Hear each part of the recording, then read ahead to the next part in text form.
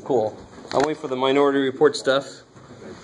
We could just manipulate things in the air and like throw it at you and say, what do you think of this?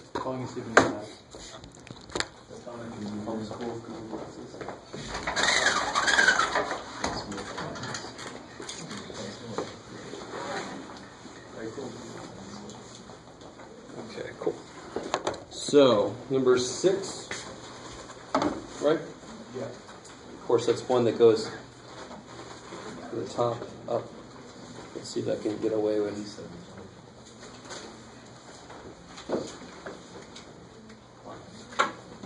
Right, there's the graph for number 6. Some of the questions are, of course, down here. The first question, was there a specific part of this, or just the whole thing? Well, I don't need the entire thing. There's any help on A, B, and I. Okay, so let's see. First part says, what's the limit as x goes to -3? And how do you actually, I said most of this, but how do you say this? Limit x. Good. From below, from the left, of the function h. So they give us a graph of h, and it's always a, when people first learn this, they're not really sure how to look at this correctly. But I'm approaching -3 for my inputs. My inputs are approaching -3 from below, and I'm looking at what my outputs are doing at the same time. As I'm approaching -3 from below, my outputs are approaching, wow. I like that. My outputs are approaching what? 4, -3.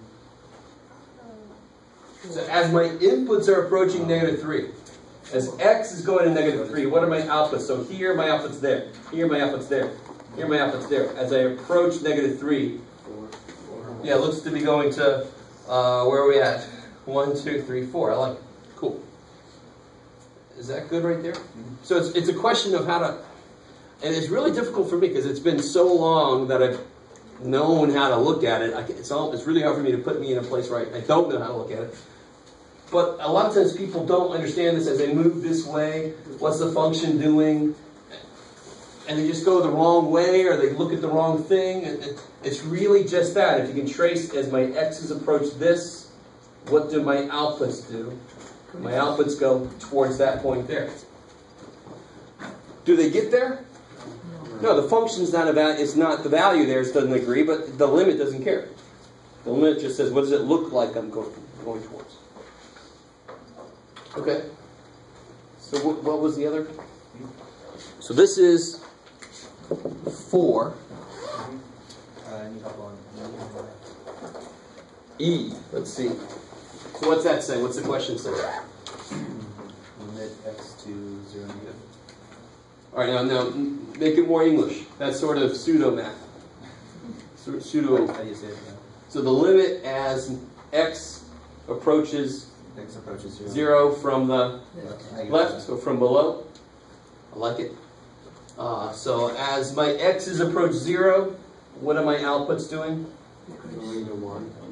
Approaching 1. Yeah, and you're right. If you say my outputs are decreasing, that's correct. They are decreasing, but more specifically, what does it actually look like they're going towards? 1. Let's say they're going towards 1. It does reach 1, right? And it does reach 1. But as far as the limit's concerned, the limit doesn't care if it gets there or not. There is no sign on the limit. It means both sides? Exactly. When there's no little plus or minus, Yeah. when this is not there, Yeah. it means both sides have to agree for that to exist. So if I say the limit as x goes to a, this would be the limit as x goes to a from below has to equal the limit as x goes to a from above in order for this thing to exist. And it would be that thing. So if the limit from below is 2 and the limit from above was 2, then the limit there is 2. So where's a place where that actually works? 0. It doesn't work? Is 0 doesn't work, you're right. It works here. It's approaching from below and it's approaching from above, and they both look to be 4. So the limit at that point, the limit at -3, is 4, because it looks like it's going to the same place from both sides. But I cannot say what the limit is at 0. If I look at this side, it looks like it's approaching -1. This side looks like it's approaching 1. So what is it doing as x goes to 0? Different things. So I can't say it. It doesn't exist. Yeah. So that answer is undefined, or you put 2 numbers? Does not exist. Okay. Yeah. So it's a really slight difference of functions. Value could be not defined, or 1 over 0 is not defined, but the limit just does not exist. So for E, the limit does not exist. Right? For E, the limit was okay. Because that's specifically as they go from below. Oh, okay. So they go from below, it's going to 1. So for it to be just like the limit of x approaches 0 from either side. For G, it would be does not exist. Okay. Yeah. So you're saying at the -3, because it's an open circle, that it does not exist, -3. X negative. Oh, here. Yeah. Now that's fine. The limit's fine there, right? The limit's fine. The limit, what's it look like it's going from below? -3. 4. Oh. As it goes to -3, what's the outputs do? They go to 4. Go to 4, yeah. As it goes to -3 from above, what's the output look like it's going So towards? maybe I'm lost for a second. Which one did you say did not exist then? Here, 0. Okay, I got you. Because they don't agree. That's more clear, thanks. I like it. So 4 is not a slope though, right? So how is that functioning as your? Where are we at? 4 is not a slope. So for the Oh, here. 6A where you have where it's going to -3 and you have 4. 4 is not a slope though, so you're. All right, so I want to be really precise about this. So, section 2.1 section 2.1 laid out the general problem we're going to tackle, which is you have secant lines, and we want to use a tool. Because what's wrong with finding the slope at a point? You need 2 points. So section 2.1 says, well, the best we could do is just guess. We'll do a bunch of them, and I'm sure you got tired of doing it, but oh well. You have to find all the slopes and then see if there's a pattern or something, right? If you've done that section homework, you know what I'm talking about. And then section 2.2 through 2.6 is exploring all the properties of the tool we're going to use to make that better. I don't want to just guess. I want to know what the hell it is. So limits exist on their own. They do things. When I cannot say, I never want to see you guys write this. That's complete and utter crap. Somehow you have caught infinity and put it there. And that's a neat image, actually. Some kind of spiritual experience, right? You've attained nirvana. If you round that, that's 0. What's that? If you round it, it's 0. If I round it at 0? Yep. Rawr. You are so right. Well, a lot of things are 0 if I round enough. So, the best I could do, the limit is a tool that lets me investigate things that I actually can't get to. So I could say the limit as x goes to infinity of this expression. Now that's mathematically no problem. As x approaches something I can never get to, I can talk about what a function does as it goes. Okay. The limit has that ability. So we're going to, in section 2.7, we're going to tie the idea of the best way I can get the slope at some point is to take slopes between 2 points and then slowly bring them together. And actually we use, one of them will be this point itself. If I slowly bring this point in closer, in the limit, it's going to be the actual slope just at that point. So this would be the limit as the distance between these points goes to 0. Now, at every stage of the game, there's always 2 points. The limit that their distance is 0, so is their distance ever 0? No. So the algebra doesn't have a problem because I'm using this tool that says, okay, you never get to the problem spot. And you're like, oh, thank God. Right? Okay. So as this religious is like, get us to the promised land, this is kind of the opposite. Don't let us get to that freaky-ass land. Right? We just want to get close to look at it and go, okay, this is... That was the weirdest way to explain it. I think that's possible, but I personally like it. So, hopefully it makes any sense. So there's the concept, and then there's the actual just working it out. And I really desperately want this working it out to not be difficult. But you're right, I've noticed a couple times people getting it confused with slope. The limit has nothing to do directly with slope. It doesn't mean slope. But slope can use limits to do weird stuff. Okay. And that's where calculus really starts, is when we start to marry those two ideas. Okay. So how's the rest of that? Is that all right? I just needed I answered. No, sorry, not I, sorry, L. Crap. That's right. So this one says the limit as my inputs go to 5 from below. So as my inputs go to 5 from below, what are my outputs? It's going like crazy. Yeah. So do they go to a single place? No. No. No. So it's non-existent. Does not exist. Right? And think about this. That's Do we know it does not exist? Because like there could be like just this really infinitesimally small right there, right? It could just be the human eyes not really we being. have to go with the pattern they're trying to set up for me. So they're trying to show me that it's just going between those two outputs forever. Okay. As it approaches there. So it's really somehow a more localized... Let me see if you guys get this.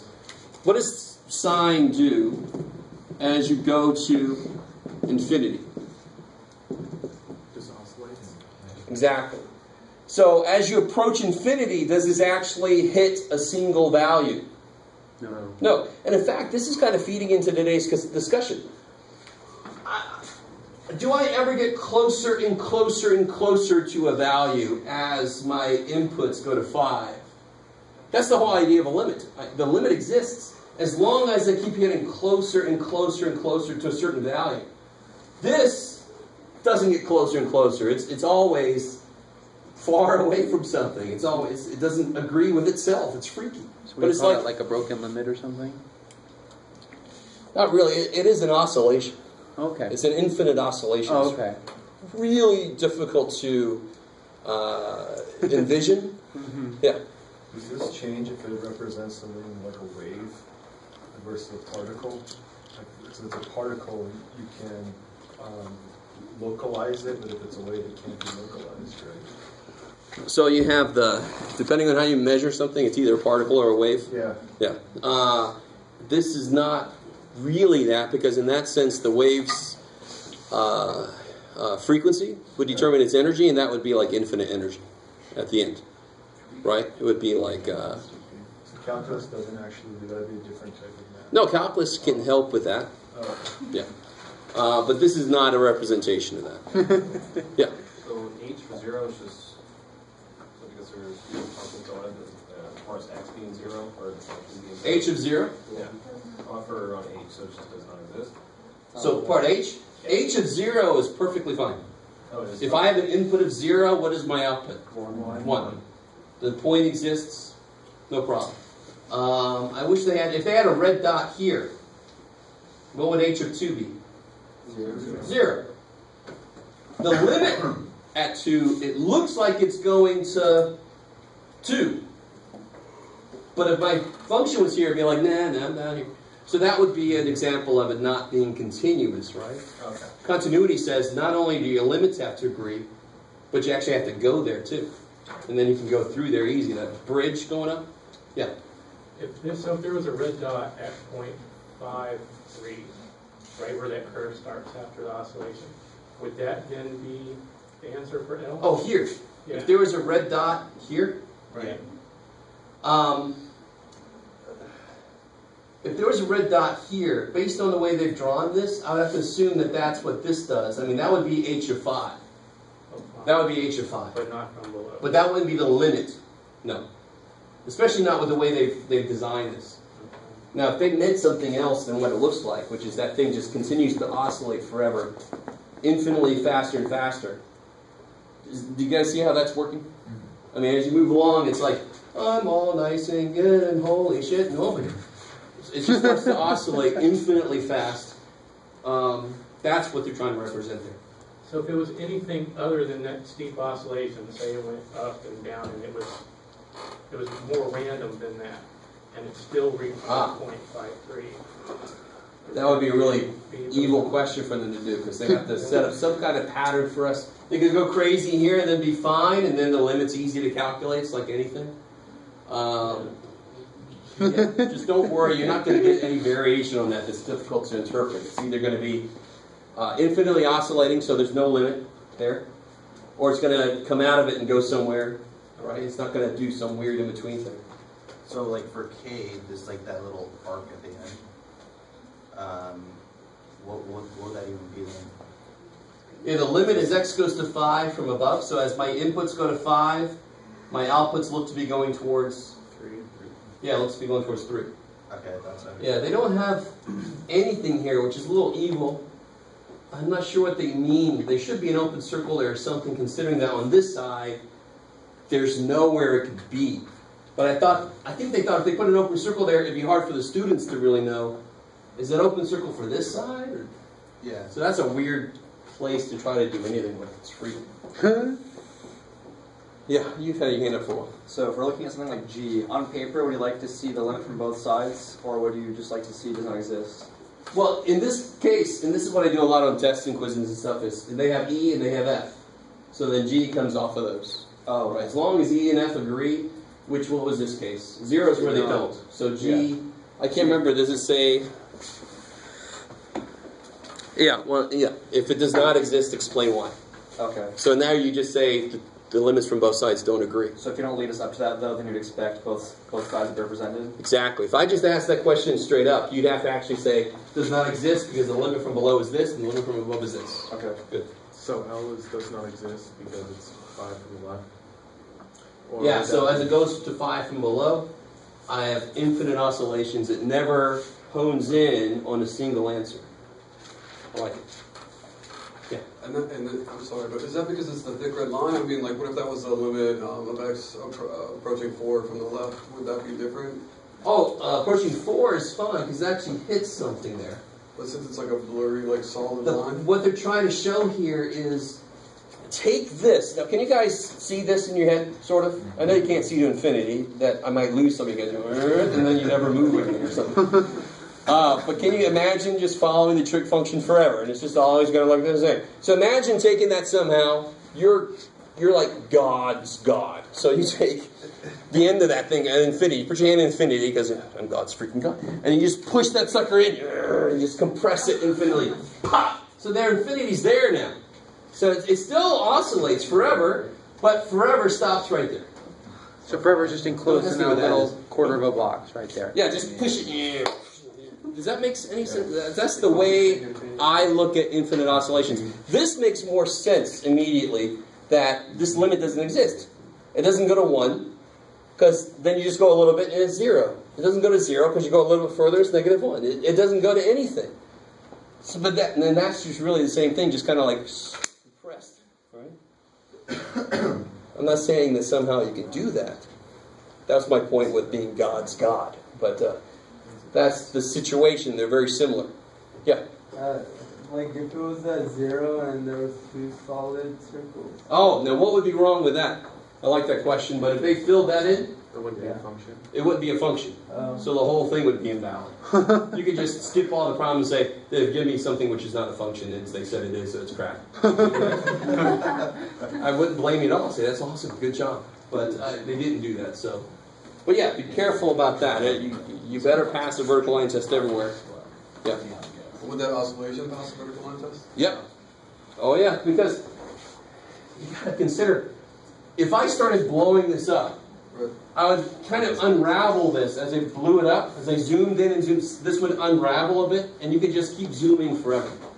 So, which means that it's never right on top of itself. It's always a little bit over, because that step I'm taking could be as small as you could imagine, and then even smaller than that. I don't know if that makes sense. It's never going to be straight up and down. Because for any little tiny step over I take, it is going to step a little bit, so it's never going to be right on top of itself. It's always going to be moving in that direction. And it's really difficult for us to understand because we don't have a very intuitive sense of infinity in the first place. No. Good. So in cases like this, you don't want us to assume that it's like a window error. It's always infinite oscillation. Yeah, when they have something like this, where it just becomes a big red, stripe, they're trying to tell you it's just infinite oscillation. Yeah. Like a spring. Like a spring. And that's what I had in mind, like an infinite spring, and you just compress it to be here. So how much stuff is in here? infinite amount of stuff, and that's just getting really freaky. So our brains just can't wrap around that nicely, but math says, hey, there it is. Have fun. Huh? Yeah. So when you said passing the vertical line test, what if it's like that graph right there where it's like 0, where there's 2 points starting there? That's what he was saying. And then, so it wouldn't be a function, so all of their giving it a functional notation is crap from the beginning. So something is very flawed with the problem. So that iteration would be considered just one graph and not 2 graphs? Even a piecewise function has to still be a function. Right. So you could have an open circle that gets filled in, or not, but you can't have 2 filled in circles on top of each other because then you don't have a function, so you couldn't call it a piecewise function. You couldn't give it an h of x designation. Does that make sense? Yeah. So that's a separate issue. That should not happen. If it does happen, that's an amateur mistake that somebody would have made somewhere in this book, and that I didn't see it yet, so I don't think it's going to happen. All right. Cool. So we brought up gods and infinite springs. It's not bad. God's God, I love it. Okay, so anything else before we get into 2.4? Okay. 2.4, I think I tried to not scare you guys, but just to let you know that it's normally something that people have some trouble with. Are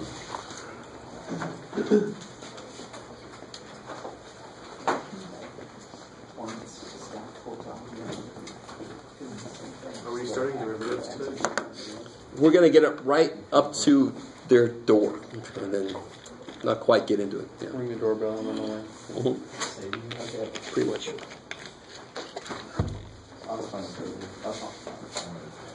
So, I want to come at this thing, well, we'll see. I'll try to come at it in a more, this is actually a kind of problem you're going to see in the book. But I want to give it to you directly and let you just attack it before I tell you the parts that are involved. This is going to become a proof. This is going to become very abstract, but it's going to start off remarkably concrete. That's my hope. So,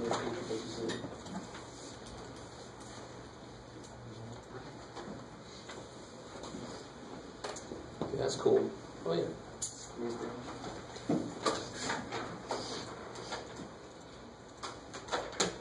If I had the function cube root x, doesn't matter.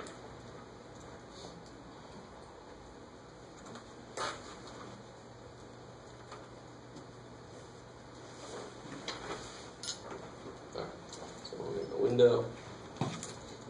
Oh yeah, that's right. Free cube window.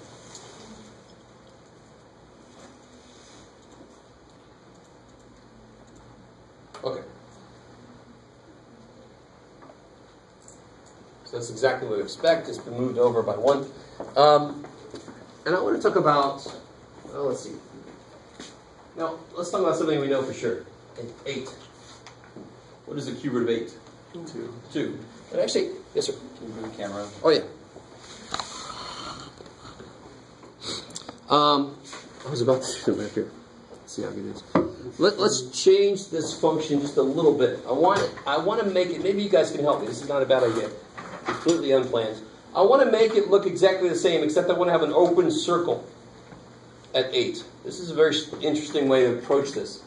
Because I have the same problem when I want to create a test, and I know I want an open circle somewhere. How do I make that happen? So I want it to look like cube root of x everywhere, except at 8. Minus 2. So let me take this minus 1 out of here. I got too much stuff. Let's just make it a straight up cube root of x. So I don't have all this other crap to worry about. Now I want to modify that somehow.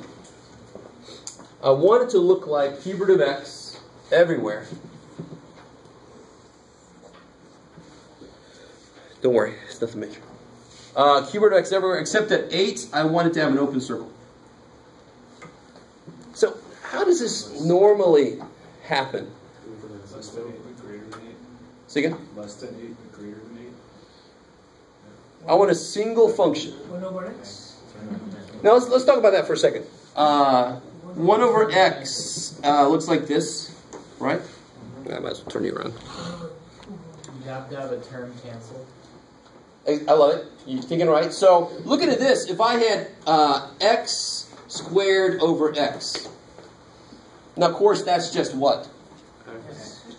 As long as what? X is not equal to 0. So what is going to be? So I can graph x. There's x, but there's a problem at 0. I'm not allowed to use 0, so there would be an open circle there. So I need something. I need an expression that would reduce the cube root of x. And of course, what's the function, what's the piece that's going to cancel have to look like? X minus 8. Yeah, so now it's x minus 8. So I could do something like this. Let me see you guys are with me. I want x minus 8 piece to cancel.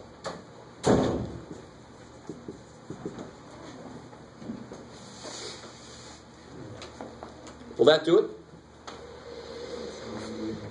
Can do 6th root on top or something?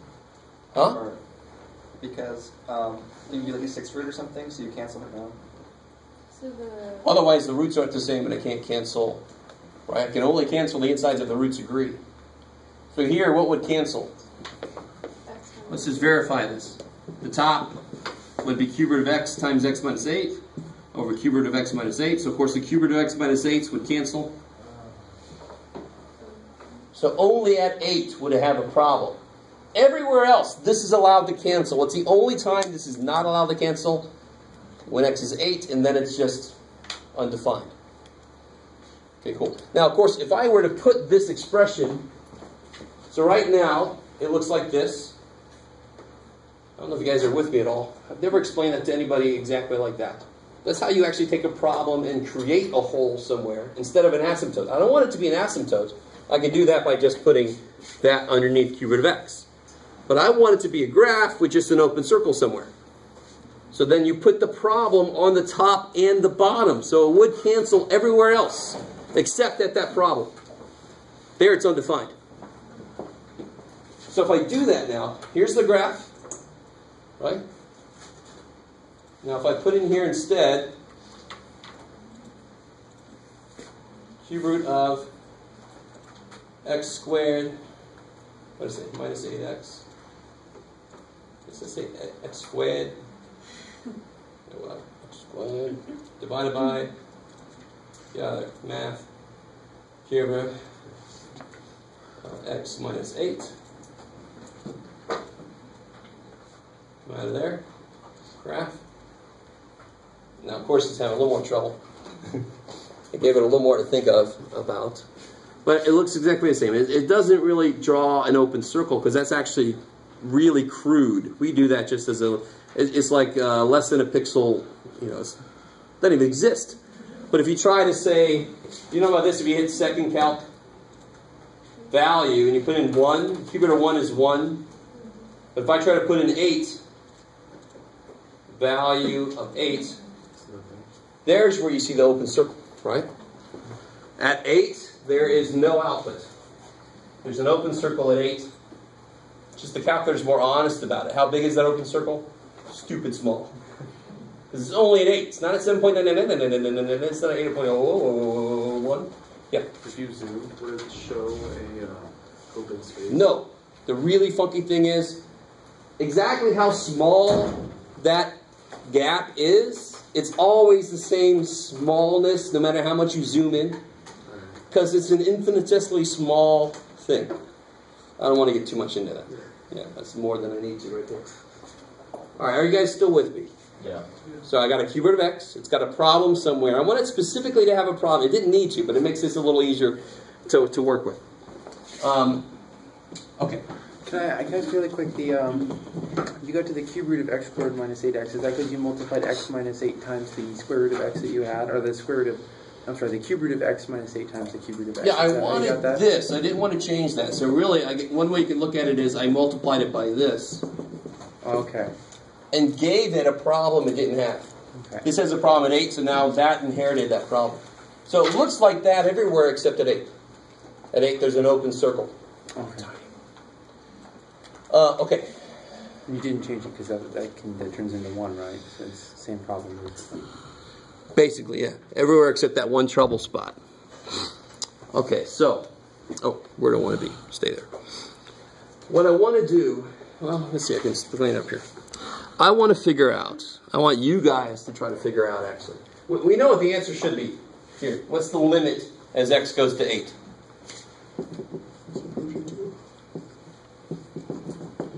Is, of course, 2. Now, what is f of 8? Undefined. Okay, good. So those are completely apart. They have nothing to do with each other at all. The limit doesn't know what the function is there. Function doesn't have to be defined for the limit to all that kind of stuff. You cool? They have nothing to do with each other at all.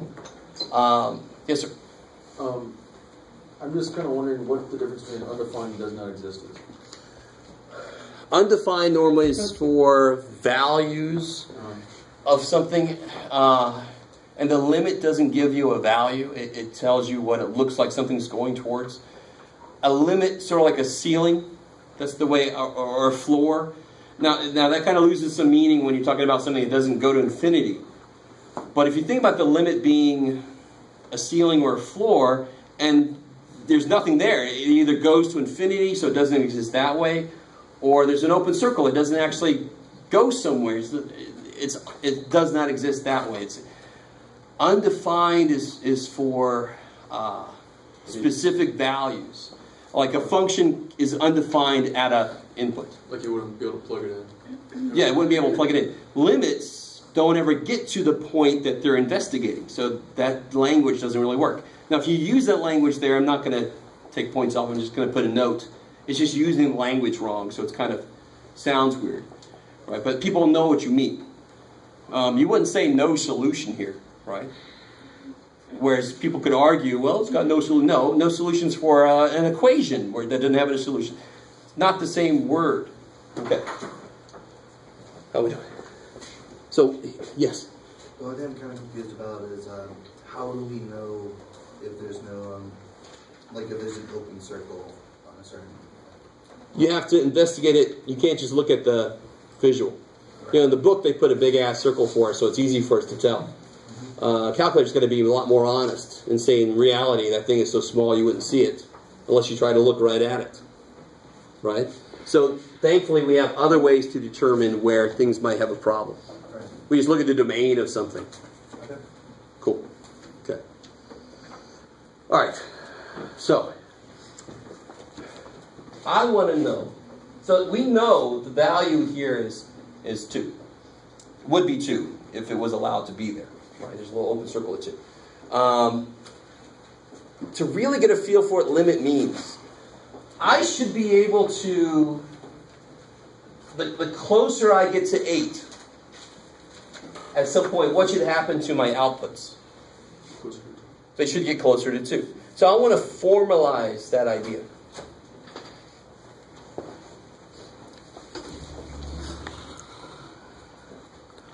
Okay.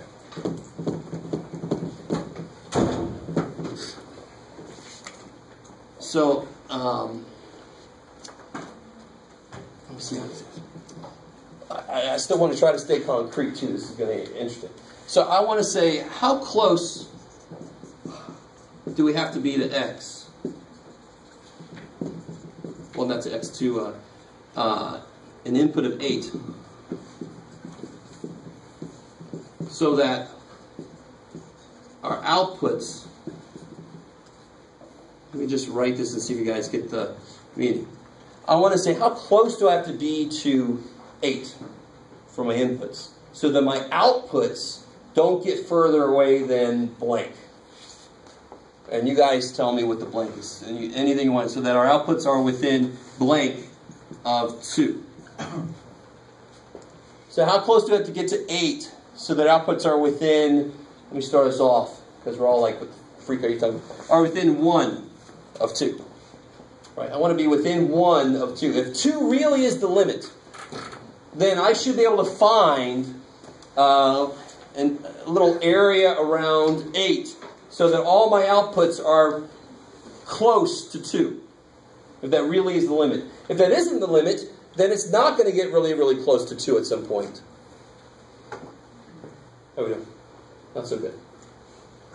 So if that really is the limit, and even if, now remember a while back we talked about really nice functions, really nice, and so they get really close to the output really soon. I mean, this is basically a straight line there, right?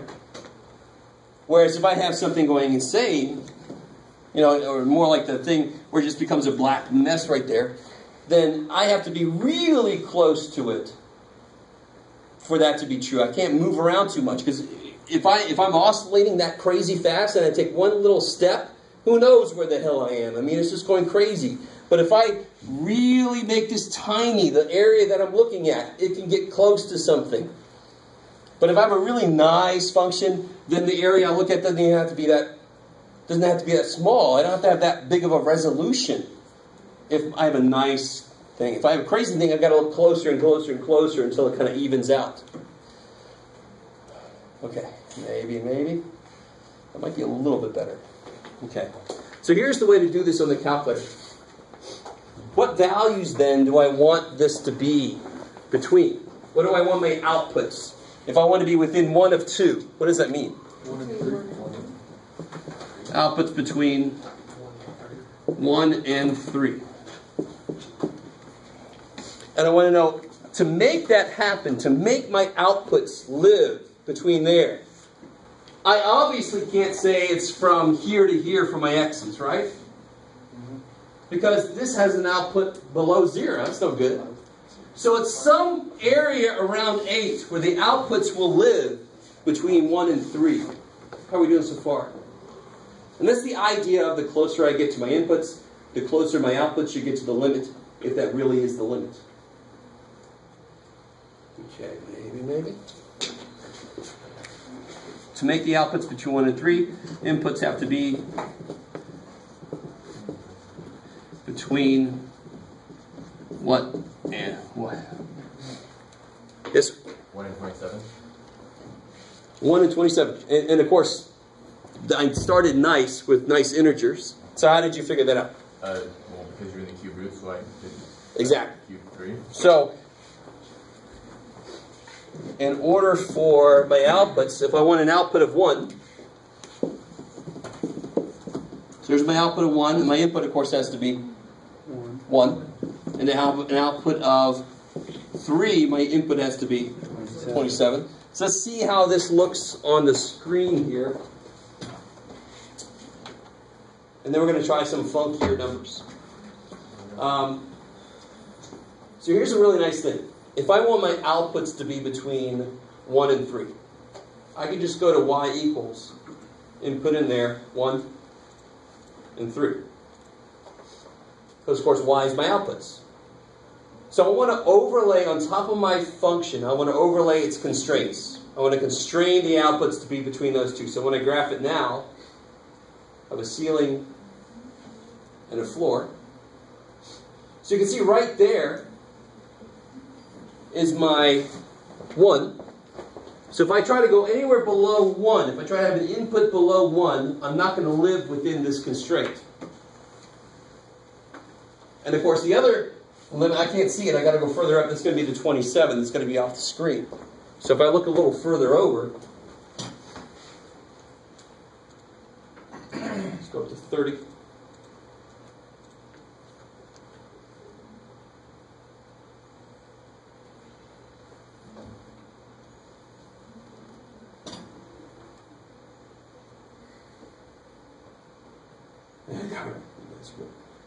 There you go. So there's the 1 and there's the 27.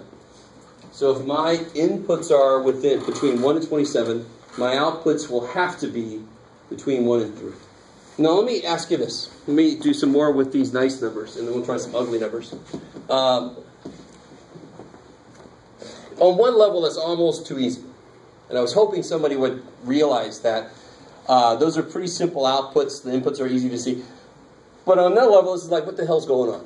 Right? And so many guys are right there right now. So again, if a function truly has a limit somewhere, then there's got to be somebody could come along and just say, I want you to be this close to that limit. If you think A is, the limit is x goes to A is L, if you think that's true, I want you to get this close, and there's got to be some way to get that around there. Now, if I was wrong, let's say a situation where I'm really wrong, the limit is actually here, but I think it's there. And they say, I want you to be this close. Well, I can't possibly get anything around here that's going to get that close to this, because it's not even inside here. I can't get that close to this because it's going to, all of my outputs are going to come out in there. I can't get that close to this. So if the limit really is here, I should be able to have my outputs from a little area around that input constrained with an area around that output. They have to get closer and closer and closer. Like the basic idea of limit. Okay. So, let's see. One last thing before we get to the freakier numbers. I want to make this a little bit more symmetric. Because I can say right now that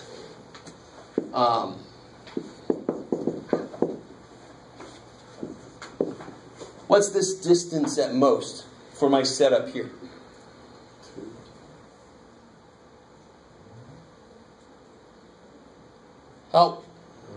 What's this mean? This is the distance between the function and 2, and I want to force that to be within 1. I want it to be within 1 of it, right? What's the function at most? Add 2, you get 3. So this is, if you look at this, are you guys with me? If you rewrote that? So really, this is by itself. This means the distance between the function and 2 has to be less or equal to 1. And that's exactly what this means. Within 1 of 2, that's exactly what that language means. And if you do a little math with this, you'll get exactly what we got. So it's got to be between 1 and 3. How we doing? So that's a more concise mathematical way of writing this requirement. And do you notice how I can write it so concisely? Because it's symmetric. It's perfectly 1 on that side and 1 on that side. Now, what's wrong with the inputs I found out? I said it's between 1 and 27.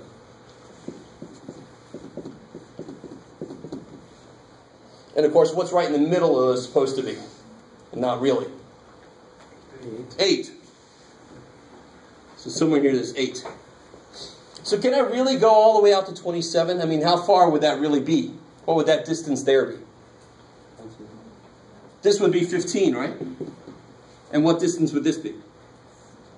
7. So what I'm trying to do is... Would that be 19? It's 19. Yeah, it's 19. 19, thank you. I was thinking backwards. So what I'm trying to do is, I want to have a neighborhood, what's called a neighborhood. And the way you define a neighborhood is perfectly the same distance on both sides. So the basic thing here is you just have to pick the smaller distance. Kind of makes sense. As long as you don't go further than 7 away from 8, you're guaranteed to be in there. Because on this side, you can go all the way up to 27. But if you go to 27 on this side, you're going to be outside of what works. So you pick the smaller distance. So then I can write this. To make this true, I make this true. Oh, that's what I was thinking. I was thinking what that would be. Okay.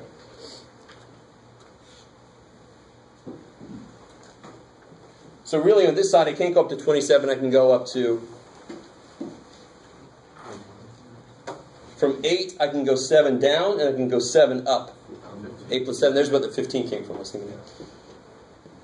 So I can write it like this. I want to be able to write it very concisely. Right? So the constraint is you must live in there. And one side can go way the hell up to 27, but the other side can only go down to 1. Well, then you pick the more conservative one.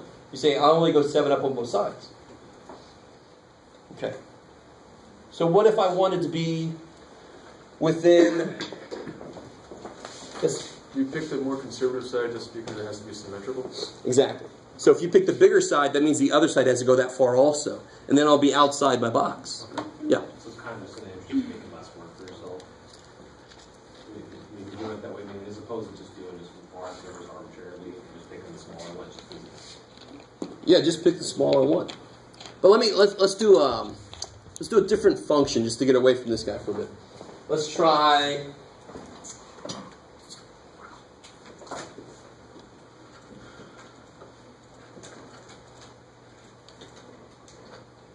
Try this, and let's do the same kind of thing. And actually, I won't worry too much about creating a hole this time. Okay, so let's try x to the fourth minus 2x. And I wanted the limit as x goes to 2. And well, of course, what should that be?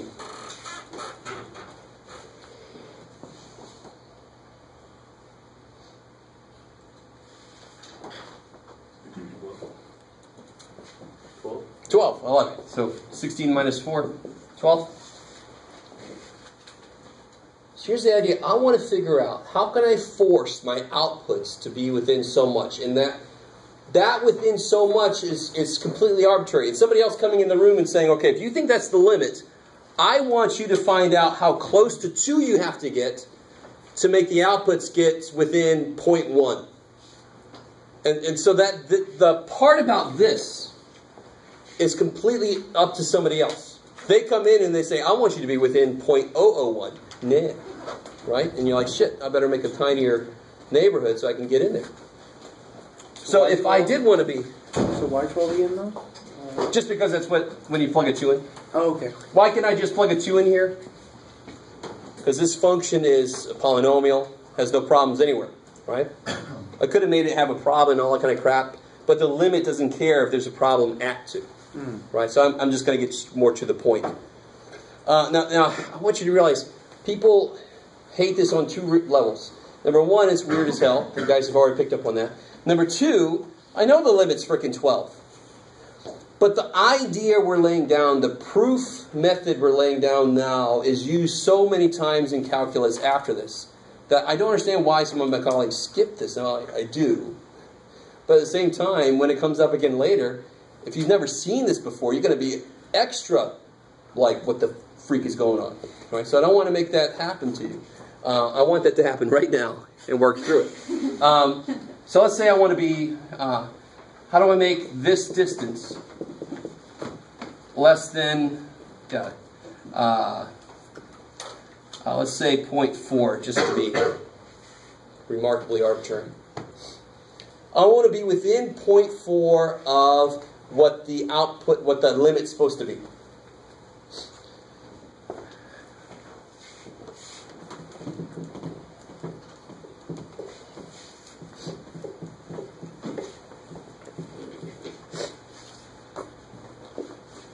So help me out. What does that mean exactly? I mean, if you kind of work out the math a little bit. So you want to get 12.4 and 11.6? Yeah, 12.4. Oops, got it. 11.6. I like it. So I want my output to be between 11.6 and 12.4. I just want to check real quick. You picked 0.4 arbitrarily, right? Completely. Okay. Yeah. And this here, let me just go ahead and tell you what the symbol is for that. In general, it's called epsilon. So this proof is called an epsilon delta proof. So given an epsilon, somebody just comes in the room and gives you one. And that's always funny to me. That's how I was taught a long time ago. Like, who is this person just coming in? You got that function? 0.4. You got to figure out how close you have to be to your input to make that happen. And if that really is the limit, you can always find it. If that is not the limit, you can't. That's why this is a proof. You got to have to kind of feel for this. You got to know that's the right answer, but then you can prove it's the right answer by doing the proof behind this concrete stuff. So what do I do in the calculator then to look at that? I haven't even put this in here yet. You're writing your function. Here's my x to the 4th minus 2x. And I want to squeeze that between 11.6 and 12.4. 11.6, 12.4. Let's see, my window's going to be bad.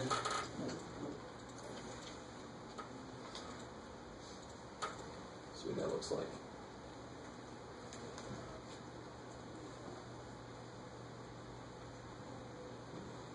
All right, now you see how? This is good. You see how I can't see a damn thing there? One of my favorite functions, one of my favorite things that the TI can do is the zoom box. I don't know if you ever used that before. By the way, if you guys want to play along and you don't have a calculator, I've got several up here if you need to borrow one. Or if you don't want to play along, just don't get one. Okay, see the input functions again? Yeah, yeah.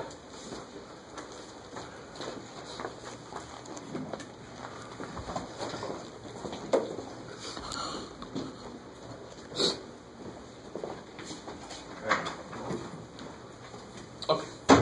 So if I graph this thing, I get this weird ass thing. I love zoom box. You hit zoom box. And we're going to 2, okay. And I just want to look at just this piece that's where everything's happening. You guys see that? Mm-hmm. So it's sort of like, you know, Google Maps or Enhance on CSI.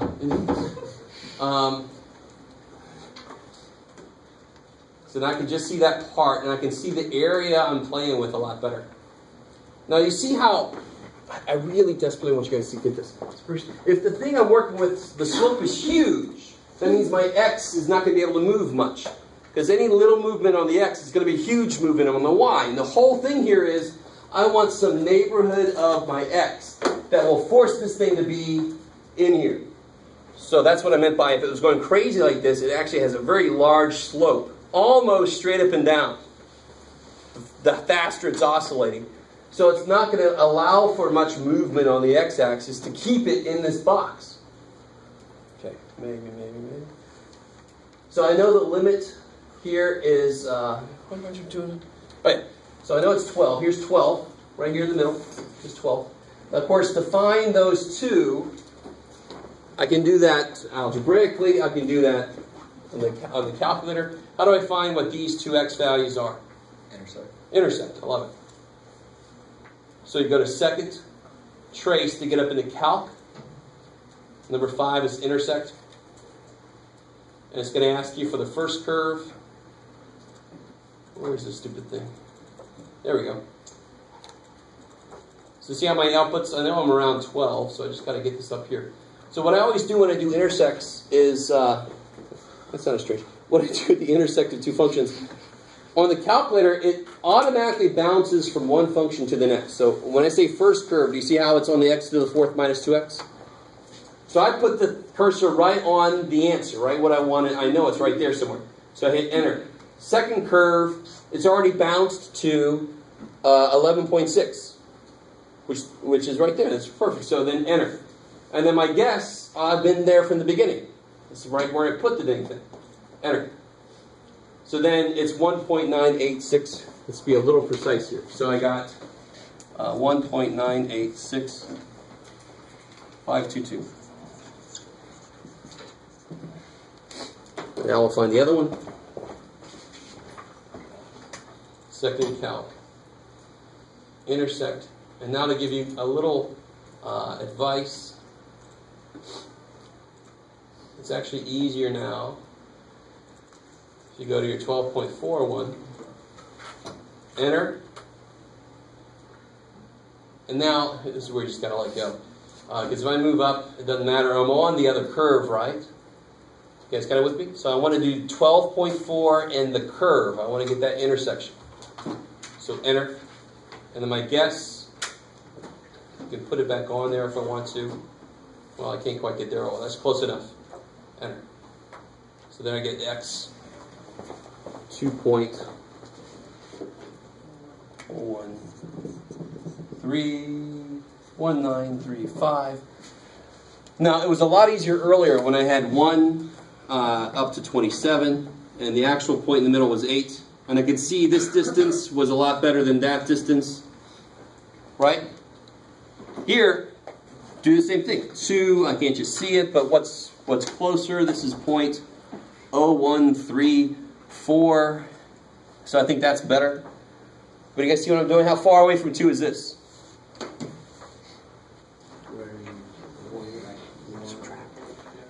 So yeah, it's 0.013478. And of course, how far away from 2 is that? Is this? Yeah, exactly. So which one do you pick to be your distance away from 2? Which one? Careful, you always want to pick the smaller one so that you stay inside there. It doesn't matter that you hit both, so you got to stay inside the box. So you want to pick the smaller one. You pick this one. So the symbol I use for how far away from the function I am allowed to get is epsilon. And the symbol I use for how far away from the x I'm allowed to get is delta.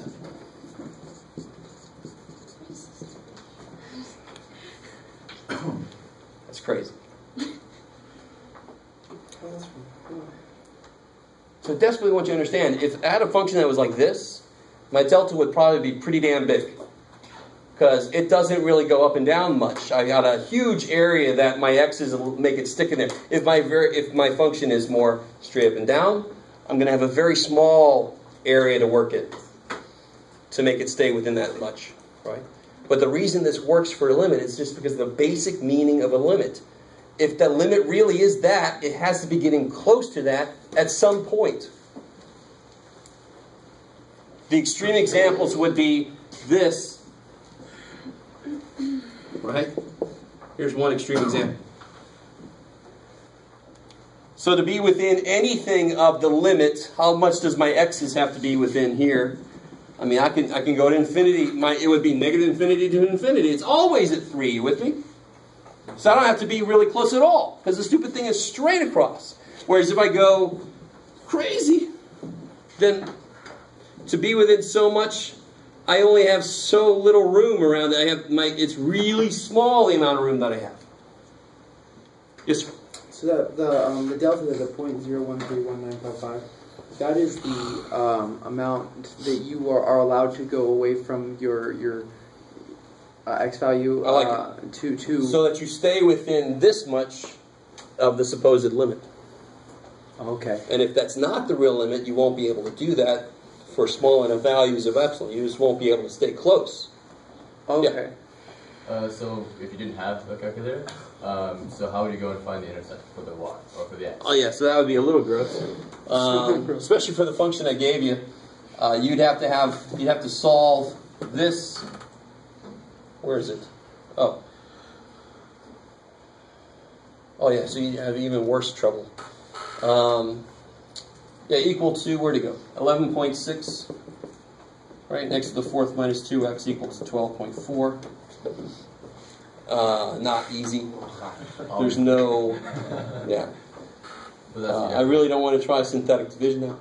But that's what you have to do. Yeah, that's what you have to do. So, in some situations, the function's easy enough, like the cube root one earlier. Obviously, for this one, there's just really very few ways to even try to start that thing. It's just guess and check really is the way to go. But that's why this is very much a calculator problem. The proof is going to be independent of specific values anyway. This is very concrete, believe it or not, right now. We're going to get to the abstract here in a minute. Yeah. Are we going to have to find the epsilon, or will that be given? That'll be given. Okay. Our job is always to find the delta to make it come out to be within so much of epsilon. So much of the epsilon of the limit. Yeah.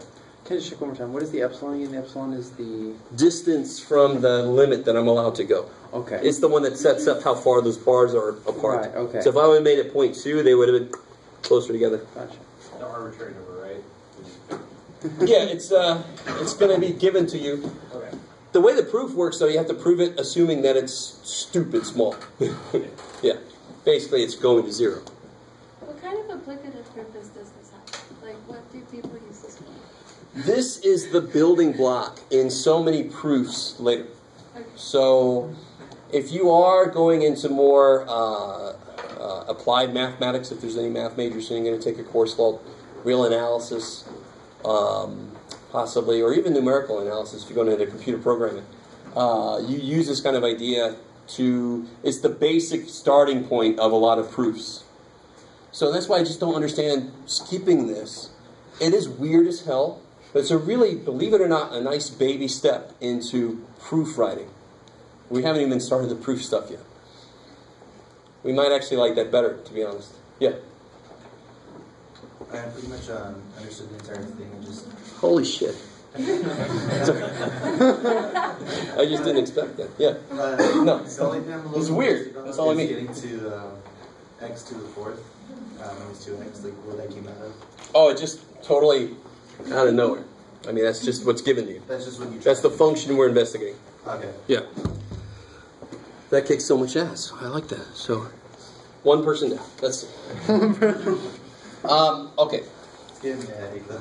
I understand. So the basic idea of the proof then is if we believe that the limit of some function at a is L.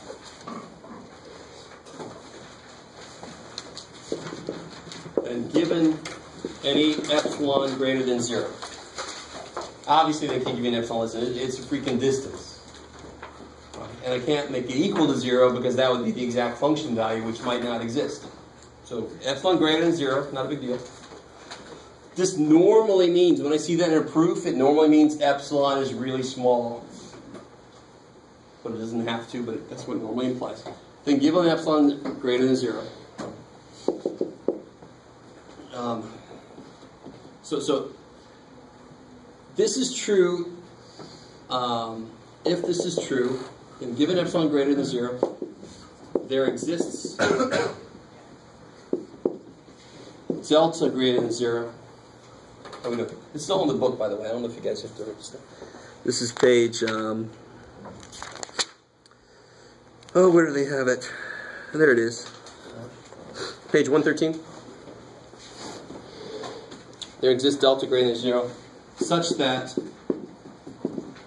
if x minus a is less than delta, then f of x minus L is less than epsilon. Make that really clear that that's epsilon.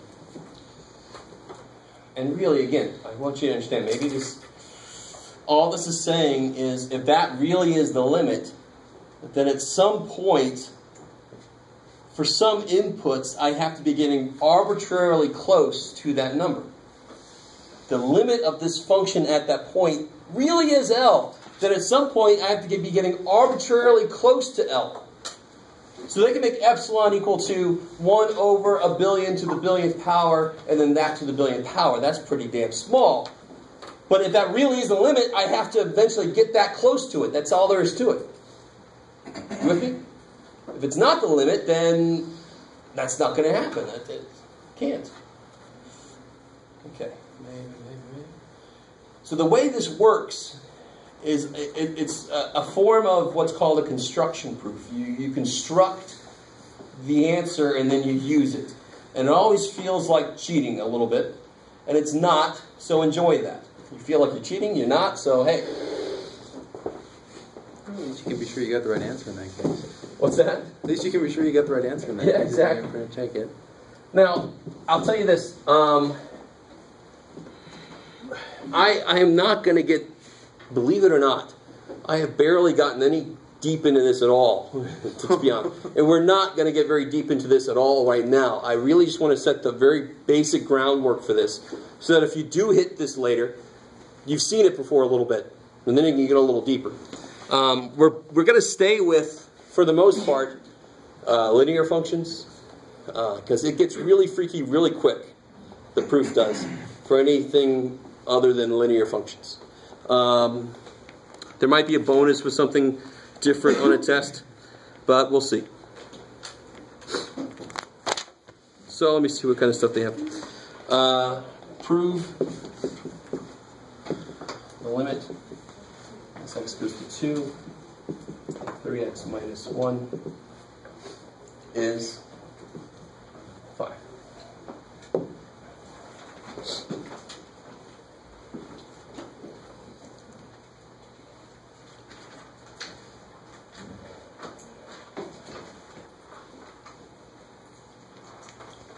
So here's how this works. So there's going to be a proof part, and there's going to be some side work.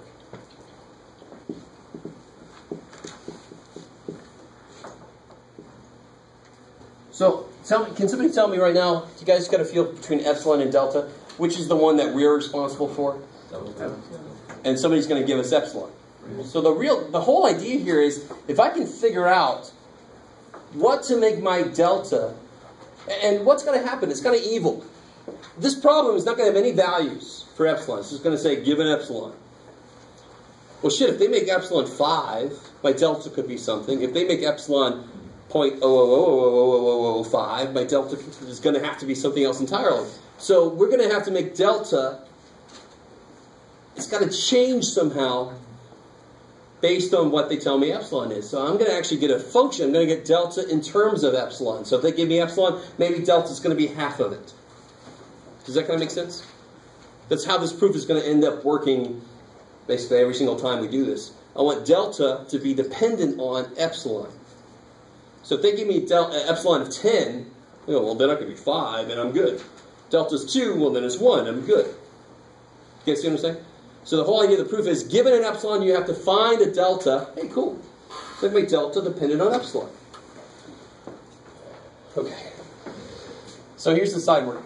Let me set this up a little bit.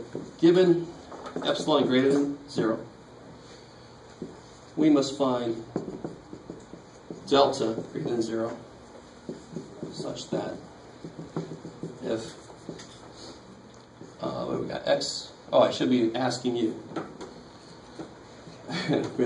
Just gave it away. What's my delta statement going to be if you're paying attention to the word? X minus 2. I like it. So I want to be, I'm going to 2, so I want to get that close to 2. That's what I control. I control the inputs. They control how close I got to get from my outputs. Such that if that's true, then f of x minus,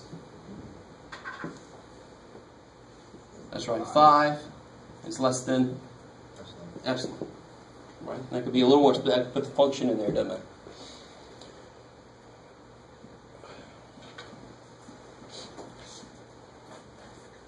So here's my side work, and the funny thing is, it's almost too simple now to really believe, because it's been a lot of getting here. Here's the side work. You kind of start with where you want to be. I want this to be true, right? And this is why it feels like cheating. I'm starting at the end. I want that to be true. But this is not cheating. I'm going to construct the delta to be such that I force this to be true. Now, let's just see what you guys think of this. What's the very first thing obvious you can do that?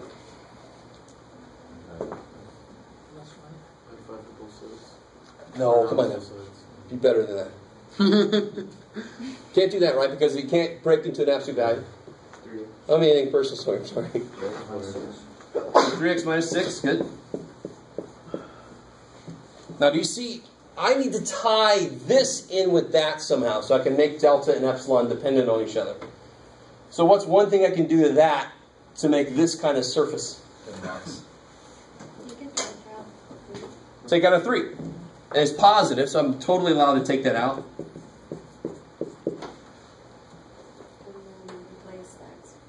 No. Sort of, but not really. Let's not go there. Let's divide by 3. So what do I want to make my delta equal then? A third of epsilon. So whatever they tell me epsilon is, I make my delta a third of it. So if they tell me I want to be within 3, I just be within 1 of 2, right? You guys kind of with me here? That's the whole idea. And I'm hoping that suffering through the concrete stuff, which actually normally is the easy stuff, but in this case wasn't, right? Which is expected. Suffering through that, getting an idea for how this stuff works, making our delta dependent on epsilon only makes sense. They can change their epsilon, well, let me change my delta based on what they make it, yeah. How did you 3x minus 6? Oh, just, minus 1, minus 5. Combine it. Okay. Yeah, just work it out. Now you get a feel for how this works. And actually, some of you guys might see a shortcut with the linear stuff. It's pretty simple to see, but don't do that. Just kind of go through the steps. The Right? 3x minus 1 minus 5 that's in the absolute value on there, I'm kind of lost as to where you got that. I see it in the equation up there. I took it from right here. I just started with where I want to end up. So the proof is going to start here and end up there. So I started here.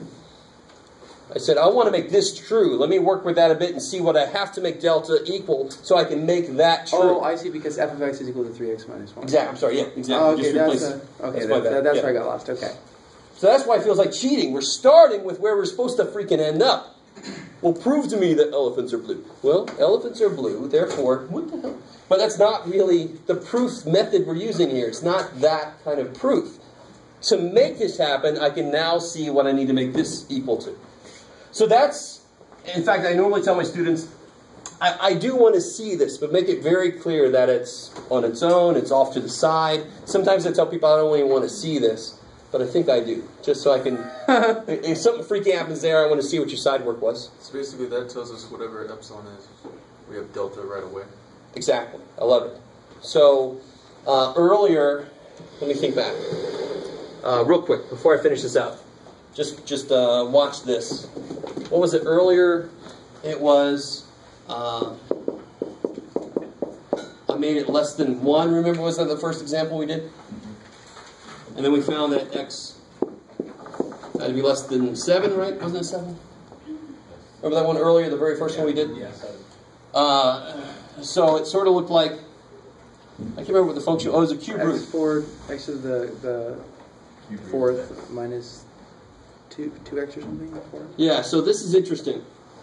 You can't say that it's going to be 7 times always, right?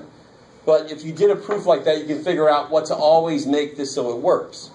So for this problem, if they said, I want this to be always less than 0.6, well then I would make this, I would force this to be what? Yeah, 0.2. And then I'm guaranteed to live within those constraints. And guarantee my outputs will be in between. Since we're able to find it, that means that that is the limit. So yeah. because you... Oh, sorry. So what exactly are you trying to prove in this proof? In order for this statement to be true, given any epsilon, I have to be able to find a delta that will make this true, this statement here. And we effectively did it already. This is not an official proof, though. Now I say, to finish the proof out, I say, let delta equal to epsilon over 3. Now you guys are going to love this. Then you effectively do all that backwards. So then you do end up where you're supposed to end up. Then x minus 2 is less than delta, which is epsilon over 3. Multiply both sides by 3. And with knowledge of what our function is, break our function out. And there you go. To prove that a limit is true for a function, if that really is the limit, then I have to be able to find a delta given any epsilon so that if this is true, then that's true. So we said, this is true. Let delta equal that. That's true. We found the delta that makes it work. Therefore, the limit is right. That is the limit. Yes, sir? How do you make that bridge between the epsilon and the delta, like the equivalent? Say again? How do you make that bridge between the epsilon and the delta to be equivalent? Yeah, that. Here, just from there. Just the fact that to make this true, this has got to be true, and my whole purpose is to find a number to put there. So what number will I put there? Epsilon over 3. That forces this to be true. Oh, okay. So the better you understand this, the more it feels like cheating. The worse you understand this, the less you're like, cheating? What the? This is so far from cheating. This is just evil. Right? So I don't know. Some of you guys are in both those places.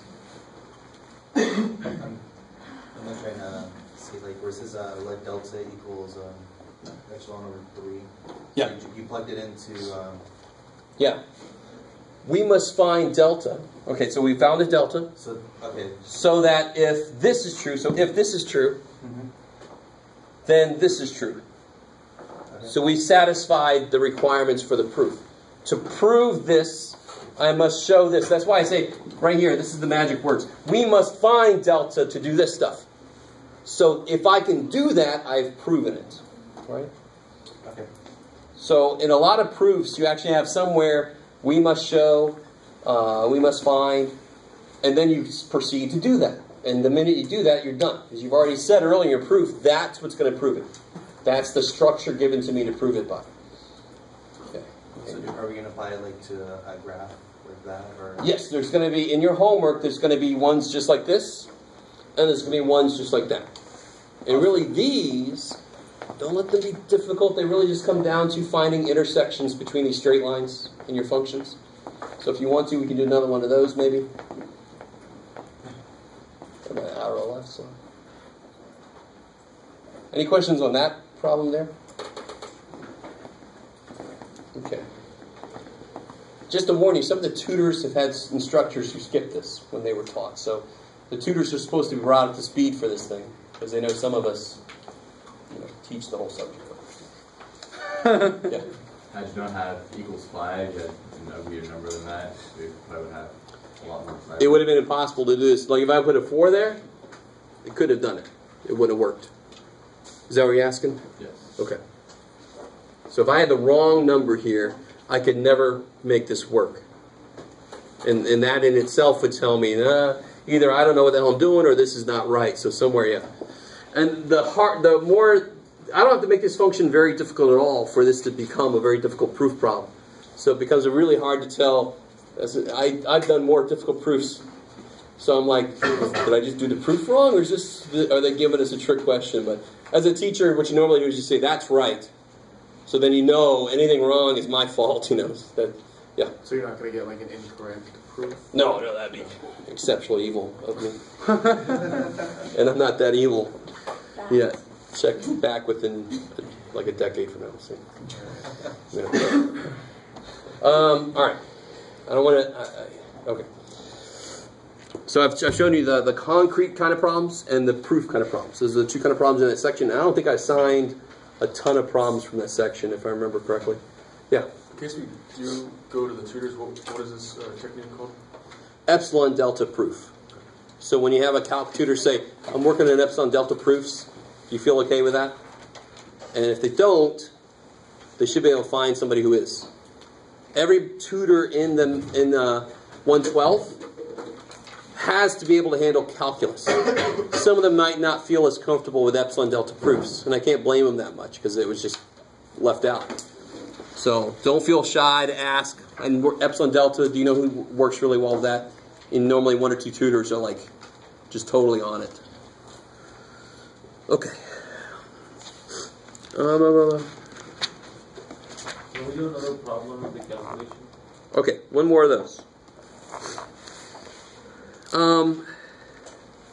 And actually, let's do this. Let's do one that's a little easier to see, maybe.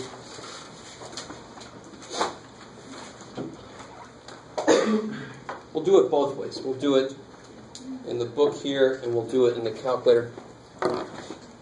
Just because it's a little cleaner in the book here. Okay, let me take that away. Oh. Okay. This is number 3.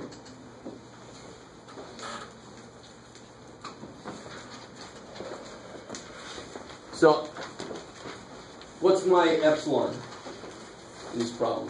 0.4. Yeah, good. So the epsilon specifically is 0.4. They want me to find a delta to make that happen, which is exactly the idea of the proof. Given any epsilon, I have to be able to find a delta. So they've already set up for me, and I'll do this in the calculator too, because the question always is, how the hell do you put this in the calculator? But they've already got the square root in there.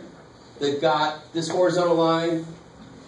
That horizontal line is the lines you can make in the calculator, right? You've already done the 0.4 within 2 is 2.4 and 1.6. Cool. So all I have to do is find that point and that point. Now, obviously, if this is drawn to scale, and it is, because the slope is higher here than it is down there. Is that cool? Slope is really big here, and then it gets smaller and smaller and smaller. So this is going to be more gentle. It's going to give it more room. This side is not. This is the more conservative side. This is the distance you're going to want to use. Does that make sense? Because if I try to go this far out over here, I'm out of the box. Shit. So how do I find this? I don't even need intersection for this, but we'll do it that way also. How do I find this? Square root of 1.6. Yeah, well, I want the square root of x to equal 1.6, right? I want the square root of something to be 1.6. So then I just take 1.6 and squared. So what's 1.6 squared? 2.56. 2.56, I love it. So we have 2.56 there. And then up here we have square root of something is 2.4, so what's 2.4 squared? 5.76. Do again? 5.76. 5.76. My point in the middle is 4. One candidate for delta and the other candidate for delta. Let's write it like that. That might make a little more sense now that we talked about delta a little more. What's one candidate for delta? How far apart are those? What's that distance there? 1.44. 1.44, and this would be, of course, 1.76. so which one are you going to throw out? The 1.76. Yeah, it's too much. I don't want to go that far this way. But if I go this far both ways, then it works. I just don't want to go, it just looks like no screw. I don't want to go that far both ways because then it's going to overshoot it the other way. You always want to be more conservative. And in fact, to tell you honestly, here, I could have made delta epsilon over 5. It would have just made it fit even better. Epsilon over 3 is just the absolute most I can make delta. I don't know if you guys, I don't know if I went too far in that one. So you can just make it. You can always make delta smaller. way stupid smaller than that, just to be more safe. That's too close. Let me make it epsilon over 3 billion. Yay. And of course that's going to work, right? Because it's epsilon over 3 will be good. So epsilon over 3 billion, that's definitely going to live in that freaking box. Okay, so is everybody kind of cool with that? Yeah. It's a little easier to see, I think, in the calculator. But to do it on the calculator, oh, what did I just do? Here it is. You put in there the square root of x. You put in there your whatever the hell it was. I forget now. 1.44. No, it was For delta or no the 1.6, 2.4. You got the problem right in front of your face there, Jeff. Good job. 1.6 there. And 2.4, that's my two horizontal lines, right? Within 4 of the output of 2. 0.4 of the output of 2. So let me zoom standard just so it... Right, there's my ceiling and floor and ceiling. And, you know, it's kind of gruesome. So if you use zoom box, you can kind of blow it up a little bit here. Just to focus on what's happening in this little box, dude.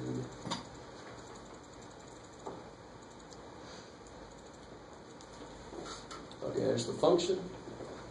Here's the ceiling, no, floor and the ceiling. And then I just got to find those two intersections, right? So second calc, intersect, enter, enter, enter. So there's a 2.56, you know, and you do the other one, you get the same, you get the other answer. What were we given that the limit of this function was? It was 4 or something, right? Yeah, the limit was supposed to be, well, we know the limit's 2, because it's going to 4. The limit as x goes to 4 is 2 for the square root, yeah. Right. So when we plug in on the calculator, you need just to check our work to make sure we're right. Well, and we had the function x to the 4th minus 2x, which is basically impossible to do by hand.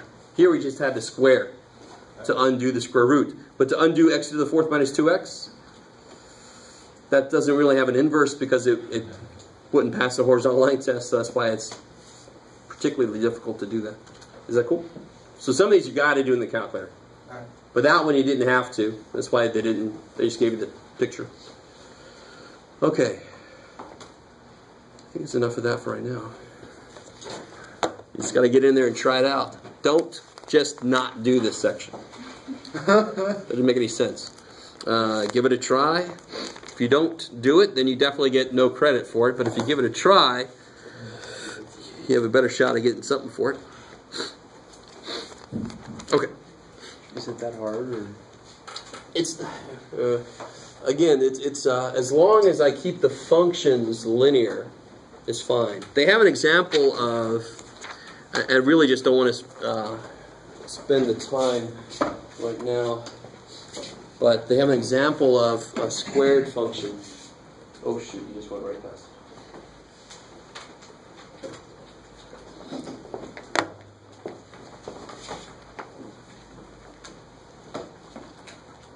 Here, example 4. So the weirdness comes out because, I mean, it's easy for a linear function for us just to take a constant out and then we recover our x minus 2, for example, here. There it was. Yay. Well, when you have a squared function and that factors, well, there's my x minus 3 is there, right? But then what the hell do we do with that piece? So this is where we say, let's see if they do what I was going to do. You see how x is getting close to 3? Mm-hmm. Yeah. When x gets close to 3, and it's never going to get to 3, so just to be safe, I can make this 4. So 4 plus 3 is 7. So this is going to be 7 times this less than epsilon. I don't know if they eventually do that. Let me see. Yeah, they do exactly that. That's funny.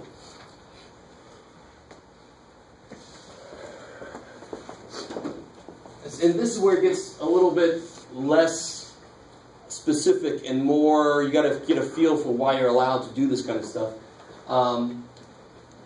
Where's that? Oh, yeah, so we want to be really, really close to 3. Then to be more conservative, I can say x plus 3. Where'd it go? Here it is. Here. Okay.